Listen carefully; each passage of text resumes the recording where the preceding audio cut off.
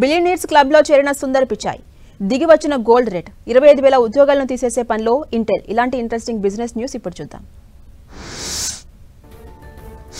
బంగారం ధరలు దిగొస్తున్న ఇవాళ 24 క్యారెట్ల 10 గ్రాముల బంగారంపై దాదాపు 1,360 రూపాయలు తగ్గింది. దీంతో తులం రేటు 1,09,070 రూపాయలుగా ఉంది.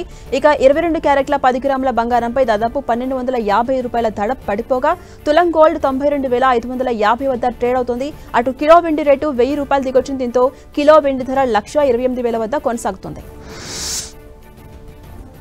గూగుల్ సీఈఓ సుందర్ పిచాయ్ అరుదైన గణితం చేరుకున్నారు. 10 ఏళ్లుగా ఈ సంస్థకు సీఈఓగా కొనసాగుతున్న ఆయన తాజాగా బిలియనీర్స్ క్లబ్ లోకి అడుగు పెట్టారు. ప్రస్తుతం ఆయన నికర సంపద ఏడాదికి 8,600 కోట్ల రూపాయలుగా ఉంది. టెక్ రంగంలో వ్యవస్థాపక సభ్యుడు కానీ ఓ సీఈఓ ఇలా బిలియనీర్స్ క్లబ్ లో చేరడం అత్యంత అరుదు. మైక్రోసాఫ్ట్ ఉత్పత్తులు వ్యాపారంలో కృత్రిమ మేధతో మార్పులు చోటు చేసుకున్నటువంటి వేళ ఉద్యోగులు గ్రోత్ మైండ్ సెట్ తో ఉండాలంటూ మైక్రోసాఫ్ట్ సీఈఓ సత్య నాదెల్లను కోరారు. ఉద్యోగులకు వీడ్కోలు పలుకుతూ ఎమోషనల్ మెసేజ్ ని పంపించారు. ప్రస్తుతం తాను గందరగోళానికి గురవుతున్నాను, కానీ మార్పులు తప్పవన్నారు.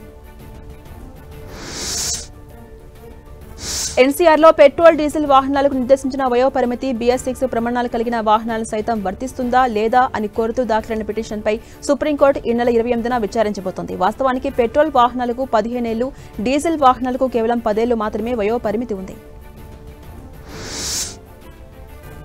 భారత్ బ్రిటన్ మధ్య చారిత్రక స్వేచ్ఛ వాణిజ్య ఒప్పందానికి సంబంధించి కీలక పరిణామం చోటు చేసుకుంది. ఈ ఒప్పందంపై ఇరు దేశాలు సంతకాలు చేశాయి.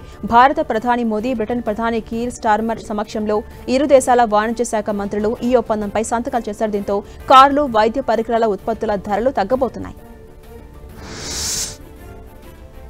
అమెరికా అధ్యక్షుడు ట్రంప్ మరొకసారి వివాదాస్పద వ్యాఖ్యలు చేశారు. గూగుల్, మైక్రోసాఫ్ట్ వంటి టెక్ సంస్థలు భారతీయులను నియమించుకోవద్దని తెలిపారు. గూగుల్, మైక్రోసాఫ్ట్ వంటి సంస్థలకు గ్లోబలిస్ట్ మైండ్ సెట్ సరిగా లేదని, అమెరికన్ల అభివృద్ధిపై దృష్టి పెట్టలేదని మండిపడ్డారు ట్రంప్. భారత ఆర్థిక శాఖ మాజీ కార్యదర్శి అజయ్ సేథ్ IRDAI చైర్మన్ గా నియమితులయ్యారు. ఆయన ఈ పదవిలో 3 ఏళ్లు లేదా 65 ఏళ్ల వయసు వచ్చే వరకు కొనసాగబోతున్నారు. ఈ మేరకు కేంద్ర ప్రభుత్వం ఉత్తర్వులు జారీ చేసింది. ఇంజనీరింగ్ సేవల సంస్థ సెయింట్ లిమిటెడ్ జూన్ త్రైమాసికంలో 163 కోట్ల నికర లాభం ఆర్జించింది. 2024-25 ఇదే కాలంతో పోలిస్తే లాభం 30% పెరిగింది. ఆదాయం 3.6% పెరిగి 1,393 కోట్లకు చేరుకుంది. కంపెనీ చేతిలో 1,894 కోట్ల నగదు నిల్వలున్నాయి. తమ అంచనాలకు తగ్గట్టు త్రైమాసిక ఫలితాలు నమోదవుతున్నాయని సెయింట్ సంస్థ స్పష్టం చేసింది.